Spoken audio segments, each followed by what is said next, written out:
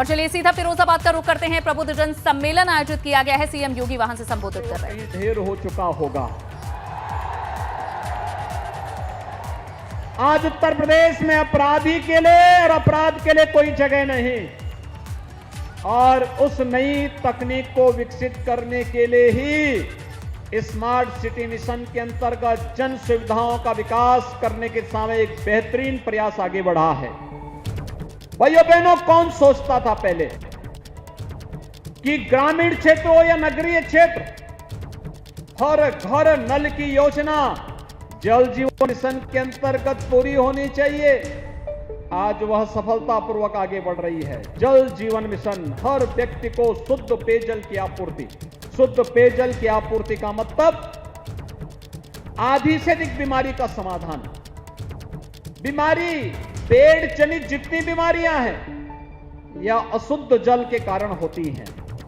अगर जल शुद्ध हो जाए तो भाइयों बहनों, दवा का खर्चा आपका आधा समाप्त हो जाए, आधा पैसा आपका वैसे ही बच जाएगा।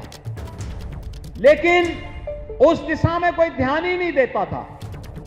आज प्रधानमंत्री मोदी जी ने जल जीवन मिशन के अंतर्गत ग्रामीण क्षेत्र के हर बस्ती में, हर घर तक और शहरी क्षेत्र में भी यह सुविधा देने की कार्रवाई की है। हम लोग फिरोजाबाद के अंदर भी हर घर नल की योजना को लागू करने जा रहे हैं। हर घर को, हर व्यक्ति को अधिकार होना चाहिए अच्छी सड़क का, अच्छी स्ट्रीट लाइट का, शुद्ध पेयजल उपलब्ध होने का, अच्छी ट्रैफिक व्यवस्था का। उसको ये बुनियादी सुविधाएं मिलनी ही चाहिए, और उसे देने के लिए डबल इंजन सरकार पूरी प्रतिबद्धता के साथ आपको आश्वासन देने के लिए आई है कि आपका अधिकार आपको देने के लिए सरकारें तैयार हैं। हम सब उसके लिए अपने आप को तैयार करें। हर गरीब को मकान मिल जाए। अकेले फिरोजाबाद में 28,000 से अधिक आवास शहरी क्षेत्र में गरीबों को उपलब्ध हुए हैं। 28,000 से अधिक गरीबों को। अनुमान करिए, एक एक आवास में 2.5 लाख रुपया सरकार दे रही है। 1.5 लाख केंद्र सरकार, 1 लाख प्रदेश सरकार। और भाइयों बहनों, हर गरीब को मकान मिल रहा है। अभी मंच पे हम लोग सर्टिफिकेट दे रहे थे लोगों को मकान का। मैंने उनसे पूछा, मैंने कहा कोई पैसा तो नहीं मांगता है? उन्होंने कहा नहीं साहब, पैसा तो हमारे खाते में सीधे आ जाता है, बीच में कोई मांगने की गुंजाइश ही नहीं बची है। आवास के लिए पैसा, स्ट्रीट वेंडर के लिए, ठेला खोमचा रेड़ी लगाने वालों को कोई नहीं पूछता था। आज पीएम स्वनिधि योजना के अंतर्गत बैंक से बिना भेदभाव के ब्याज फ्री लोन की सुविधा उन्हें उपलब्ध करवाई जा रही है। यह पीएम स्वनिधि की योजना है।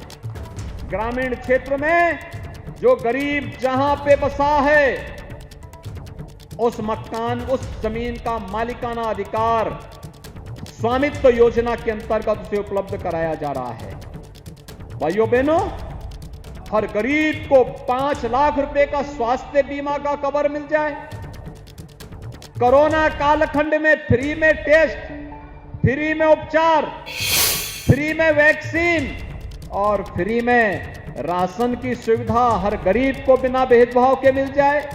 आप मुझे बताओ, क्या इतनी योजनाएं दी गई? केंद्र और राज्य सरकार इतनी योजनाएं दे रही हैं। बेटी बचाओ बेटी पढ़ाओ के लिए मातृवंदना योजना के अंतर्गत, कन्या सुमंगला योजना के अंतर्गत, सामूहिक विवाह योजना के अंतर्गत, वृद्धावस्था पेंशन, निराश्रित महिला पेंशन, दिव्यांगजन पेंशन।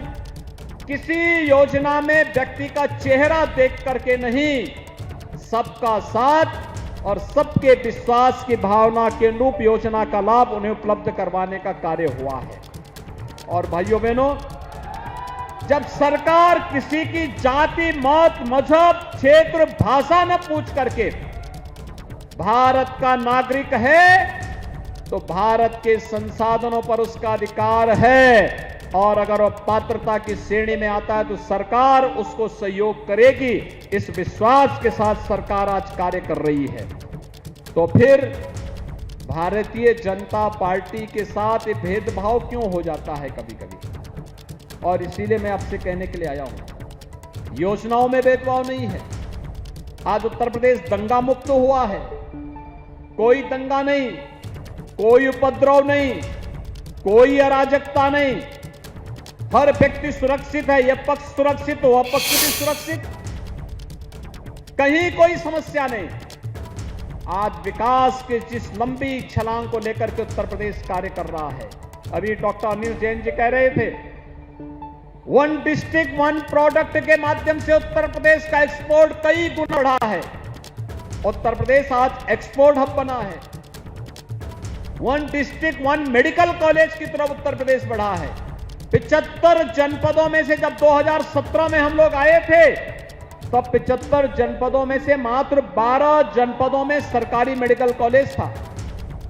आज भाइयों बहनों, हम लोग 59 जनपदों में मेडिकल कॉलेज का निर्माण का कार्य कर रहे हैं और जो 16 जनपद बचे हैं, उन 16 जनपदों में से 10 और जनपदों के लिए हम लोग मेडिकल कॉलेज की व्यवस्था दे चुके हैं। 6 जनपद बच जाएंगे हमारे पास। अगले 1 वर्ष के अंदर उन 6 जनपदों को भी हम मेडिकल कॉलेज की सुविधा उपलब्ध करवाने जा रहे हैं। जो मेडिकल कॉलेज बन चुके हैं, उनमें सुपर स्पेशलिटी का ब्लॉक बन रहे हैं, विशेषज्ञ चिकित्सक लगाए जा रहे हैं, पीएचसी सीएचसी में टेली कंसल्टेशन की सुविधा उपलब्ध करवाई जा रही है। हर मेडिकल कॉलेज में नर्सिंग कॉलेज और फार्मेसी कॉलेज की स्थापना का कार्य हो रहा है। हर ग्रामीण क्षेत्र में भी हम लोग ग्राम सचिवालय का निर्माण करते हुए वहां पर रोजगार सेवक के साथ साथ कंप्यूटर सहायक की तैनाती कर रहे हैं। गांव के नागरिक को गांव में सुविधा मिले, शहर के नागरिक को शहर में सुविधा मिले। ईज ऑफ डूइंग बिजनेस के साथ साथ ईज ऑफ लिविंग के लक्ष्य को भी हम प्राप्त करें। आज इस दिशा में सरकार ने नए कदम बढ़ाए हैं और उस कदम के साथ कदम मिलाकर के चलने की जिम्मेदारी हर उत्तर प्रदेश वासी की भी होनी चाहिए। उसी आशा विश्वास के साथ आज मैं आपके पास आया हूं। ये जो 270 करोड़ रुपए की परियोजनाएं आज यहां पे लोकार्पित और शिलान्यास की गई हैं, ये भाइयों बहनों आप ही से जुड़ी हुई है, सड़क से जुड़ी हुई हैं। इंटर कॉलेज का है, आईटीआई का है, आईटीएमएस का है, मेडिकल कॉलेज का है, स्वास्थ्य विभाग से जुड़ा हुआ है, पशुपालन विभाग से जुड़ा हुआ है। हमेशा यहां के लोग कहते थे कि आलू उत्पादन होता है, उसकी प्रोसेसिंग का नहीं। हम लोगों ने 800 करोड़ रुपए की लागत से मथुरा में पेप्सिको इंडिया का एक उद्योग लगा दिया है। अभी फिरोजाबाद, आगरा, मैनपुरी और आसपास के जनपदों के लिए भी ये कार्रवाई आगे बढ़ रही है। अलीगढ़ आदि के लिए भी कार्रवाई आगे बढ़ रही है। किसान को उसकी उत्पाद का उचित दाम मिले। प्रधानमंत्री मोदी जी ने पहले से व्यवस्था कर दी है कि उसकी उत्पाद का लागत का 1.5 गुना दाम किसान को प्राप्त हो जाए। एमएसपी घोषित की गई, लगातार उसका दाम दिया जा रहा है। भाइयों बहनों, पर्यटन की सुविधाओं का विकास किया जा रहा है। ये क्षेत्र ब्रज क्षेत्र में आता है।